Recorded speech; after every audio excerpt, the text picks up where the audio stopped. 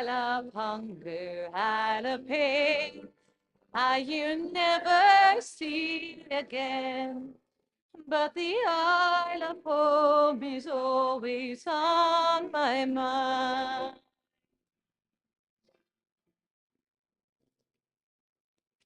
When they closed down Ellis Island back in 1943, and 17 million people had come there for centuries.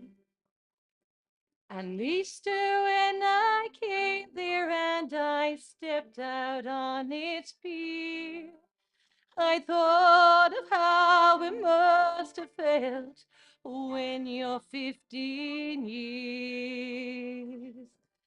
I love hope, I love cheers, I love freedom, I love fears. But it's not the eye you left behind. That I love hunger, I love pain, you never see again. But the Isle of home is always on my mind. I love hope, I love tears, I love freedom, I love peace. But it's not the eye you left behind. That I love hunger, I love pain, you will never see again. But the Isle of home is always on my mind.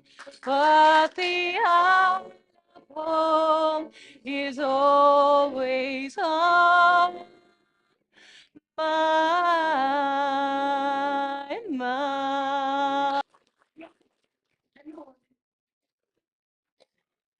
The first major phase of immigration during the famine led to the establishment of huge Irish communities abroad, particularly in the United States. These vast networks helped to facilitate millions more Irish to immigrate in the decades following the famine. Again, in the 1950s, approximately 500,000 people left the Irish Republic. Roughly 3 out of every 5 children that grew up in 1950s Ireland left the country at some stage. Nobody Shouted Stop, formerly the death of an Irish town by John Healy, caused a major controversy when it was first published in 1968. The book explores the impact of immigration on Charlestown and the surrounding area. By 1968, only 3 people from Healy's primary school class of 22 were still residents in the area. Healy describes how the lack of employment opportunities led to the near collapse of local sports clubs and dance halls, with other local businesses gradually but consistently closing until there was little left of the town of Charlestown and the community of his childhood.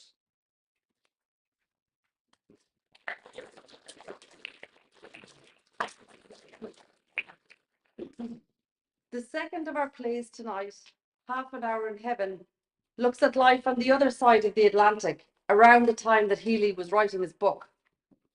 It brings us directly into the sitting room of a house in Brooklyn, New York, in the early 1960s. The play is based on the remembered stories of James Lavin, who was born in 1904 in Charlestown, across the road from what is today St. Attracta's nursing home. In the early 1920s, he immigrated to America seeking opportunity and joining his elder sisters, Mary and Anne. He worked at the Ford Motor Company for one day. Try to remember this detail, you may hear it again later. After this day out in the Ford factory, he left for New York, where he took a job with the Metropolitan Transportation Authority. His granddaughter, Cindy Lavin, who wrote this play, was born in Manhattan and is the award-winning creator and producer of original music dramas, 3 novels, and numerous theatrical works. Half an Hour in Heaven gives us a brief look at the more successful side of immigration for immigrants, and lets us share in the topics of conversation typical of Irish Americans in Brooklyn in the 1960s. It is dedicated to the memory of James Lavin of Charlestown, and the playwright is immensely proud that the work has been brought to life by the Charlestown Drama Group. Ladies and gentlemen, we proudly present Half an Hour in Heaven by Cindy Lavin.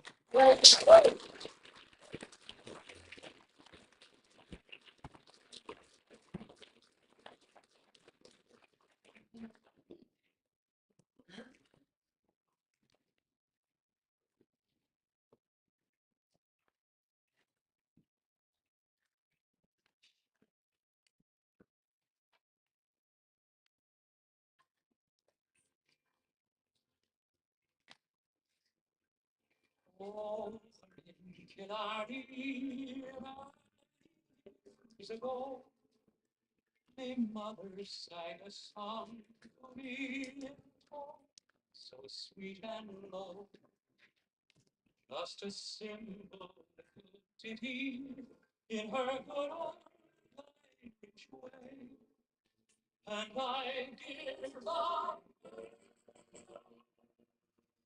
to sing that song to me this day.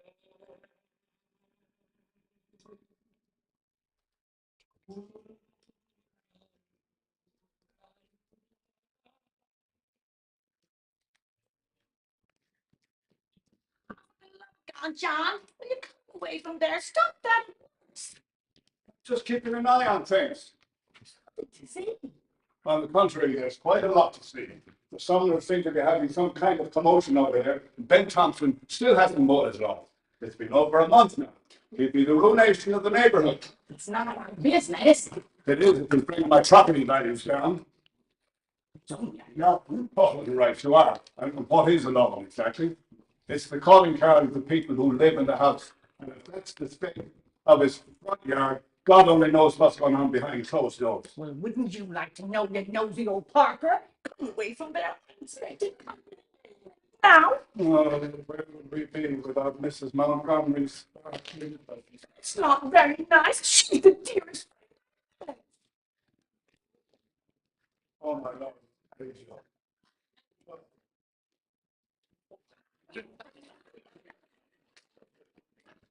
Oh, here, Hey, Joe, and how are you? I'm on the pig's back. Daddy, would you have a cup for Paddy Joe? I was just making some. Oh, I could use a bit of refreshment. It was a long night in McSorley's. Oh, you were out in the city again last night? Well, I've been working with this young fella handling, and he felt like painting the town red. Lord, he drank till his back teeth were flowing. Those young lads. Almost as bad as that Rory Durkin. You remember he got so scuttered, he started an argument with his own reflection.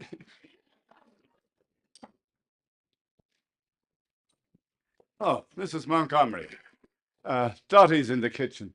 I don't believe you've met my good friend, Paddy Joe Gallagher. You'll forgive me if I don't rise, missus, but I'm shattered after helping a colleague home last night. And where does he live? The North Pole. Oh, hello, Mrs. Montgomery. Please take a seat. Oh, comfy. Just what I need to refresh myself with. Oh, I'm so hungry I could eat the arse off a low-flying duck. And tasty marshmallow with a slice of cake. Well, Miss Montgomery, you see, I'm a working man, and I'm hard pressed to maintain the social gibberish that ye ladies find so charming. And that's nothing for me to be ashamed of. So you didn't come here to be embarrassed? No. Where do you usually go? Oh, look, enough of that. Enough of that. Paddy Joe, you were just going to tell me a funny story. Well, it's funny you should say that, because talking about last night at McSorley's reminded me of the time my mother's brother came to visit us from Charlestown. There was a lot of years between us in age, so He was almost as young as me. Well, we did a late supper, but he'd heard so much about it he wanted to see it for himself. So we drove him into the city. We got there half an hour before closing. The bartender wouldn't let us in. We told him we only wanted one beer, you know, just to say we'd been, but he told us to push off. Well, he instructed me and my brother to go and get the car. We drove around the block.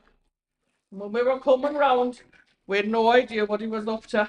But he'd found himself a stick of wood, and he'd wet that stick to the handles of the double doors. My uncle, he said, if they're not letting me in, well, I'm not letting them out. Oh, darling, you'll have to give me the recipe for this cake. It is delicious. I need to make it for my birthday next month. Oh, are you having a birthday then? Well, that's wonderful news. Birthdays are good for you. The more you have, the longer you live.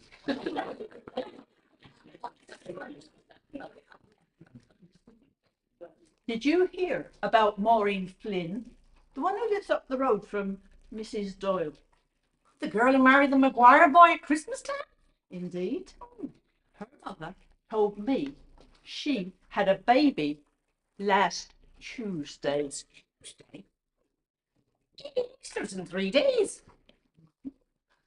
The next one will take 9 months. And that's not all. They're naming the baby Lizzie. Lizzie?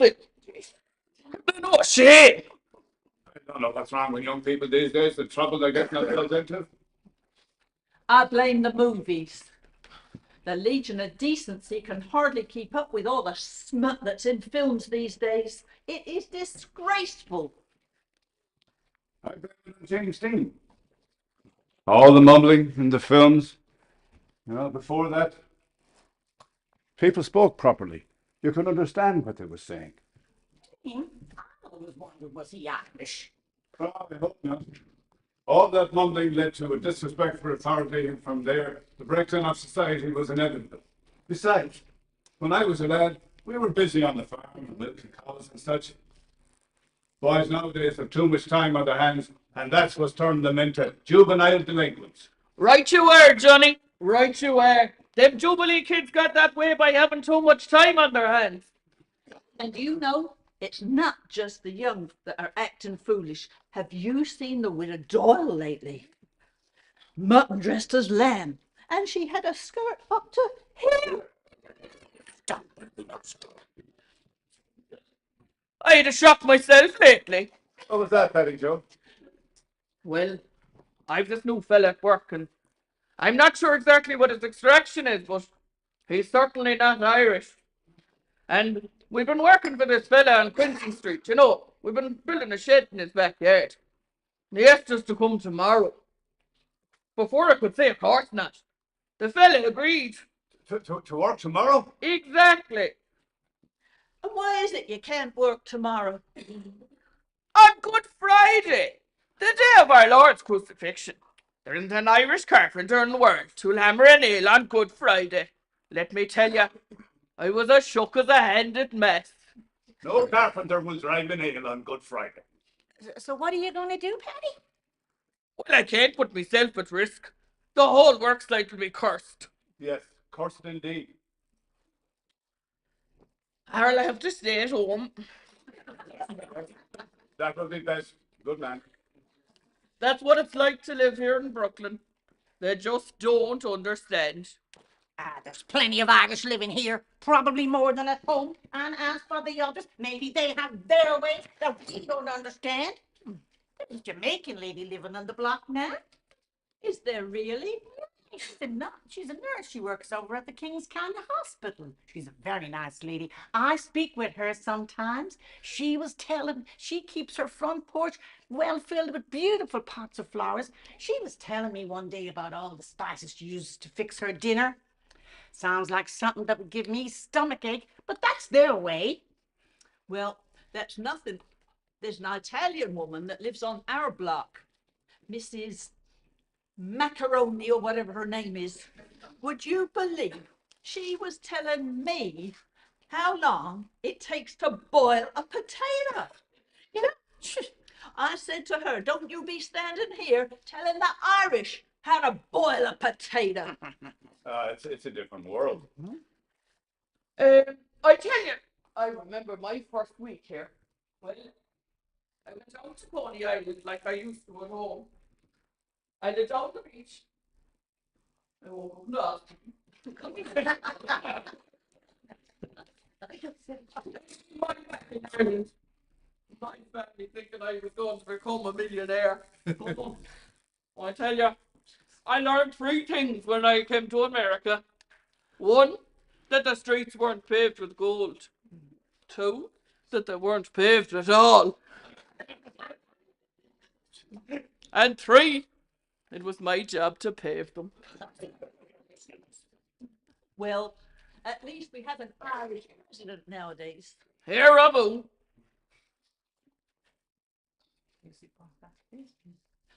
Oh, I see you bought that plate you were telling me about. Yes, it's a commemorative plate. It's a likeness of President Kennedy and his wife. Oh, beautiful. Isn't she a fine young man? And she's so fashionable, and those two darling children. Oh, it's a fine family.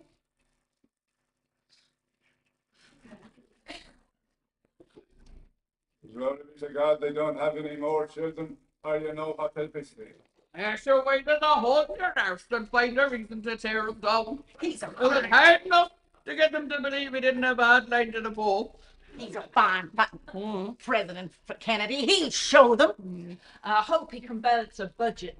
Things are awfully dear these days. That plate cost me $1. Did it really? Well, it's amazing I can go marketing at all nowadays. Things are so expensive, especially the vegetables. Now you see, I blame the weather for that. Well, we did have a warm winter. And a green winter makes for a fat churchyard, or so they say. Well, I'm no longer living on an Irish farm, and neither am I starving to death. Hardly. Hey Joe, what was that joke you told me was the other day? The one about the Irish housemaid. Ah, yes, that's a good one. There's this young girl just come over and she cleans the house for this wealthy lady. The last day, this wealthy lady says,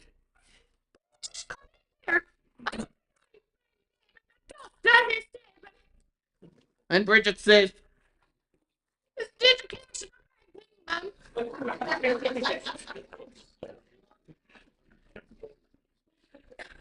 Well, as you know, when I came here first, I came out to Dearborn, Michigan, to stay with my mother's relations. I took a job in the Ford Motor Company. I worked all day in the factory. By the end of the day, I had made a door that didn't fit any car that Henry Ford ever made. But I got a day's wages, and then I gave in my notes. That's how you got your start, little by little. I was a waitress in a coffee shop till I met this guy. Yeah, it was easier being married. We could able to save a little. It was tough during the Depression, and then the walk-in. Oh, but some people made out pretty good, Johnny. I have to tell the ladies about my brother, Drummer Jack. Ah, this is a great story. Well, my brother, Drummer Jack, he was the eldest and me the youngest. And oh, how I worshipped him growing up. The war came, he enlisted in the army. And the night before he was to ship out, he'd made a night of it and he was sleeping it off. Well, turns out the ship got hit by the Germans and every last man on board died. So he had my mother make her application to the government, and he spent the rest of his life living off his own death benefit. Whatever happened to Drummer Jack? Oh, he became a foreman in the coal mine. Caught the black lung. Desperately ill he was. He was sicker than a train to Lourdes. Then he died. God rest his soul. God rest his soul.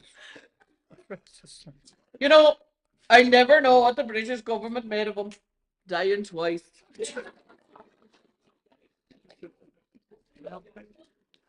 I hear there's a new record album out by Dennis Day. I understand he's a cousin of yours, Mr. McNulty.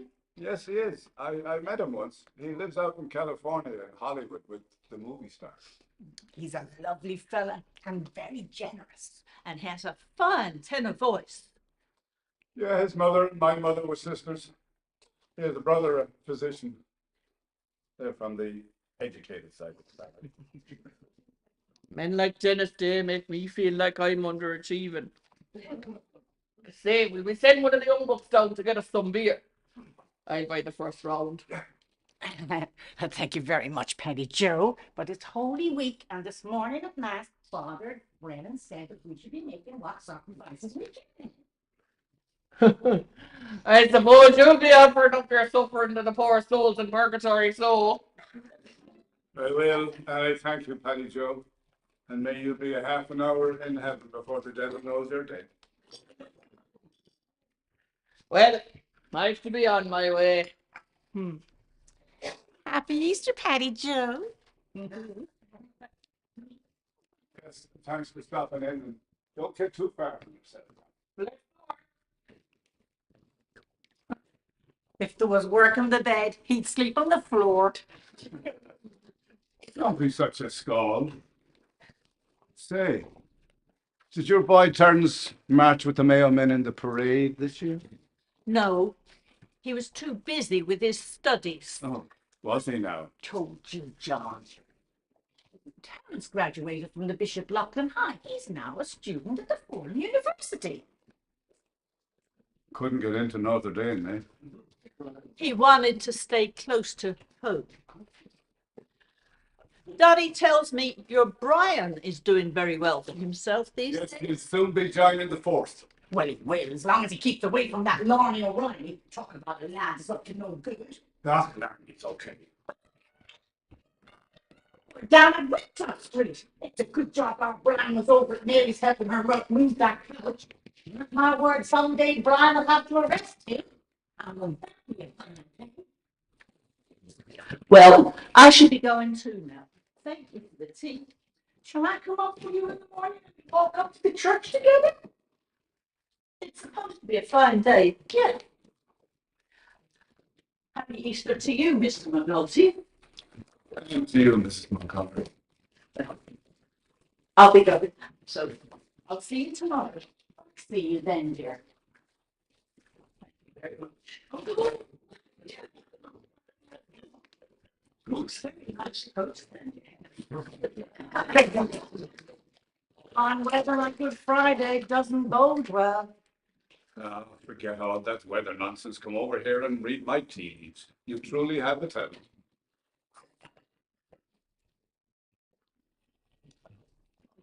Let me see. I see something of a cluster of hills. The hills of Mayo. You could be. You see them again. I doubt it. Anyway, I fell in love with the sound of your voice and with you as you waited on me in that coffee shop, singing The Last Rose of Summer. And now I feel like the last rose of summer. Are you happy you came here? I'm happy your mother's over there. Yes, I'm happy. We've had a good day. Yes, we have. But if I don't get that dough started, there'll be no talk about buns for the morning. How about reading your leaves? You know, Motley, I'm still here with you. Well, you know what they say? It's an ill wind that blows no good. Good evening, everybody, and welcome to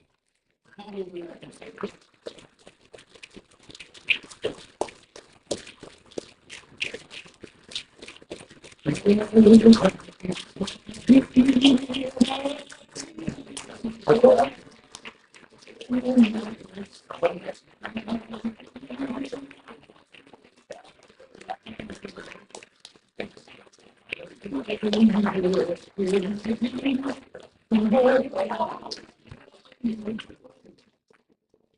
I give up, sing that song.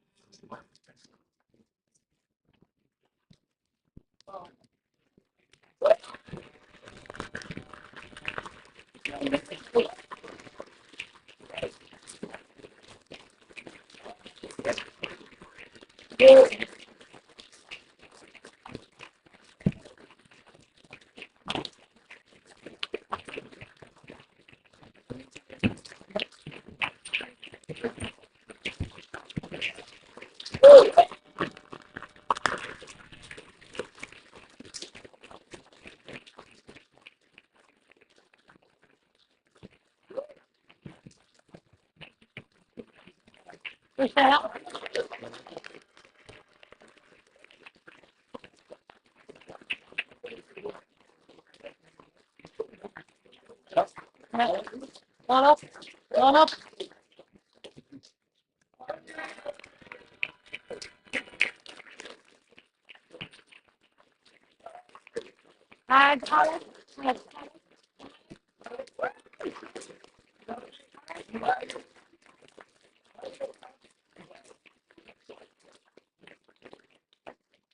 I have speech. Sit down. Okay. It's warm out there. I won't keep you too long. Hopefully. Okay. No, Let's quickly down so yeah. I don't leave people out. So, yeah, thank you. Yeah, I guess better. You. Please see this town. Good evening, everybody. So we got here, and what a journey it's been. There is a saying, build it and they will come. I think what would probably be more appropriate for us here is rebuild it and they will come back. And we have.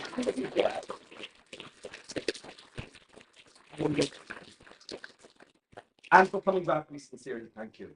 As we said earlier, we knew that we had big shoes to fill relaunching this group, and this was pressure. We postponed a couple of times under the weight of that pressure. There was no doubt about it. To say that as a group that we were keenly aware of this pressure would be a serious understatement. In the end, we felt we were ready and bit the bullet, and we also, sorry, just make sure I have the right speech as I have here. We bit the bullet, and here we are, and indeed here you are. Theatre was nothing without us spectators, and your energy, laughter, and applause have made all the hard work worth it. So thank you very much for that.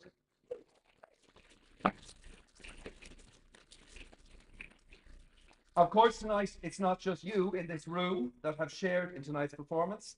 Thank you, Ray. Thanks to Ray down the back. We were broadcasting all over the world.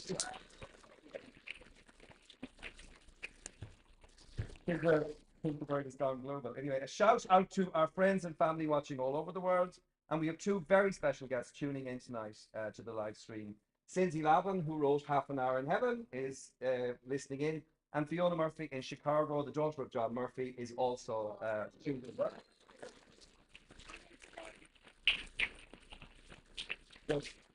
Shout out to you guys over there. Just a couple of other things I'd like to say and a couple of thank yous. There's something about this super venue that we're in here that is really special. This town hall just calls out to drama. I think the walls here are full of the whispers of plays past. And many of them are remembered here tonight in the exhibition that Anne Kelly curated on the exhibition wall over there. And indeed, at times over the past year, it felt like the hall itself was waiting for drama to come back.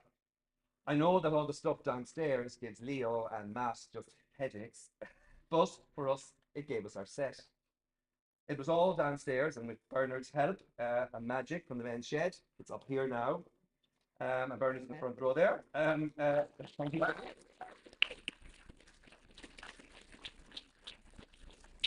And his son, who allegedly came home on holidays, and we sorted that. We were looking for a fireplace, and lo and behold, there was a fireplace down the stairs just waiting for us to find it.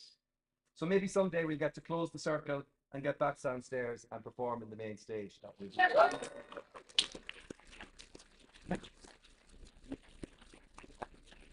One other notable part of this project, sorry, I did say it's 2 pages, you can see. One other notable part, and Natalie made me put more stuff in. So one other notable part of the project has been the support and goodwill from the people of the town. This has been a force that also seemed to be there waiting for us to start. And without a doubt, it has been the wind at our backs, and that has made all the difference. A special thank you here in that regard to our sponsors, Connacht Cleaners and Angie Casey, herself indeed no stranger to the stage, who so generously supported us with our wine bar. And then we have so many people who brought spot prizes. They just kept coming. So thank you for those. That was really helpful. Thanks to Jerry Murray for all his support, and indeed for leading the way on the development of what we have here tonight, and hopefully more to come. This local support also comes from groups who share this space with us. There's a lot going on here. So we have yoga and Pilates and salsa and many others. And we took up a fair bit of space, as you can see.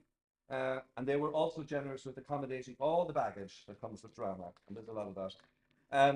We would also especially like to thank Elizabeth from the library downstairs, who really has been a great friend to the group right from the start. I know she's here tonight, so thank you, Elizabeth. A very special thank you to what is often called the crew, and we promise the next time we're out we will have t-shirts with crew on it. To Alex on the lights, or Alexi on the lights, who's been absolutely brilliant. To Anita, who's managed the setup here. Our movie maker and broadcaster Ray down the back, we've already talked about him. Cap and Claire, who are on the wine, as I said last night, hopefully not literally. Nuala and Katrina on prompting, and they have been a lot busier other nights than they were tonight, I can promise you. Pam and Margaret downstairs at the reception on the tickets, and Vera and Mary at the teas and coffee. Rochelle, Katrina, Natalie and Francie for singing and the music, and thank you again to Bernard from the men's shed. We also have a crew here in the hall led by Leo and Matt, and thank you both for your support and indeed forbearance. The truth, I say, we're told. And now to the cast here on the stage and the rest of the team up here beside me. You have poured your hearts and soul into this production, and it has been an absolute honor to be part of making these memories with you. We are building a team here, and we will move forward as a team, and that's what will keep us going. And yes, it has been hard work at times, but we had great fun along the way. There was never a rehearsal without a good laugh, and I hope that you are really proud of what we've done here tonight. A big thank you to our families and families who have filled in the gaps as we chased out the door for rehearsal, and be warned, we're on the way back. Might be hoping we'll do another play. By the way, we are open to new members, and it would be great to grow this group. So anyone who is interested in any part of the drama world, please get in touch. We are on Facebook. Just send us a direct message, also called a DM, and we will get back to you. So, family, friends, and supporters, your patience and encouragement have meant the world. Thank you for believing on us and standing by us on this adventure. Theatre has the power to move and to inspire and to bring us together. I hope this show has done just that. And from the bottom of our hearts as a group, thank you for being part of this moment. And until the next time, keep supporting us as we keep telling you stories and keep dreaming big. Be well and safe forward.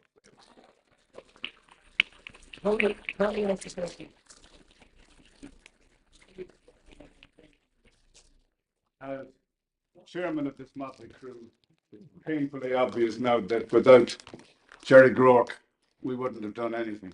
Yeah.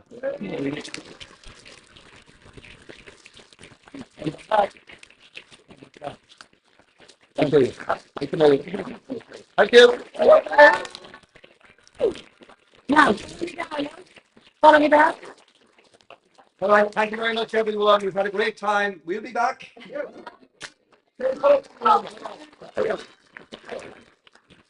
okay.